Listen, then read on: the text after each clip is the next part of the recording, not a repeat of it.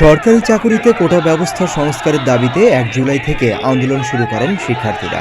এরপর ৫ আগস্ট। এই ৩৬ দিনেই স্বাধীন বাংলাদেশের ইতিহাসে সবচেয়ে বড় গণ অভ্যুত্থান।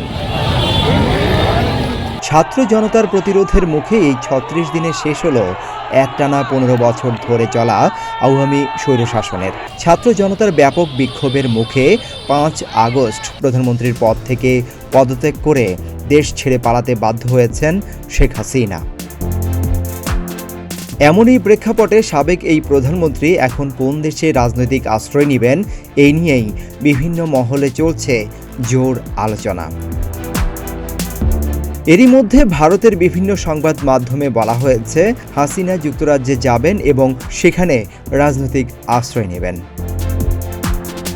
যুক্তরাজ্যের অভিবাসন আইন অনুযায়ী কোনো ব্যক্তি আশ্রয় বা সাময়িক আশ্রয়ের জন্য দেশটিতে যেতে পারবেন না বলে জানিয়েছে যুক্তরাজ্য। আর কথা জানিয়েছে দেশটির স্বরাষ্ট্র মন্ত্রণালয়ের একজন মুখপাত্র। এ বিষয়ে শেখ হাসিনার ছেলে যুক্তরাষ্ট্র প্রবাসী সজীব ওয়াজেদ জয় জানিয়েছেন, শেখ হাসিনার আশ্রয় চাওয়ার খবর সঠিক নয়। তিনি কোথাও আশ্রয়ের জন্য অনুরোধ করেননি। তবে শেখ হাসিনা এখন কেমন আছেন আর আওয়ামী লীগের নেতৃত্বে কে আসছেন এসব কিছু নিয়ে কথা বলেছেন তিনি। ৬ আগস্ট দিবাগত রাতে ডয়েচে ভেলের বাংলা বিভাগে দেয়া সাক্ষাৎকারে তিনি বলেন, শেখ হাসিনা দিল্লিতে আছেন, ভালো আছেন, তবে তার মন খারাপ।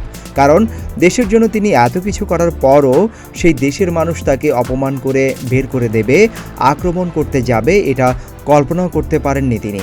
মায়ের সঙ্গে দিল্লিতে শিগগিরই দেখা করবেন বলেও জানান সজীব ওয়াজেদ জয়। তিনি বলেন, শেখ হাসিনার দেশ ত্যাগের সিদ্ধান্ত একদিন আগেই হয়েছিল। আমরা কয়েকজন জানতাম সংবিধান অনুযায়ী যাতে একটা ট্রানজিশন বানানো হয় সেই পরিকল্পনা ছিল। তার মা দেশ ছাড়তে চাননি। তবে গণভবনে হামলা করতে পারে শুধু আন্দোলনকারীরাই নয়, সন্ত্রাসীও। এসব তাকে বোঝানোর পরেই দেশ ছেড়েছেন বলেও জানান জয়। আওয়ামী লীগের নেতৃত্ব প্রসঙ্গে এক প্রশ্নের জবাবে সজীব ওয়াজেদ জয় জানান, বর্তমানে তার রাজনীতিতে আসার কোনো পরিকল্পনা নেই। তিনি বলেন, ৩ বারের মতো আমাদের পরিবারের বিরুদ্ধে কু হলো। আমি আর আমার মা বাদে আমরা সবাই বিদেশে অনেকদিন ধরে আছি। আমরা এখানে সেটেলড। আমাদের এখানে জীবনের কোনো অসুবিধা নেই। আমরা এখানে থাকতে অভ্যস্ত।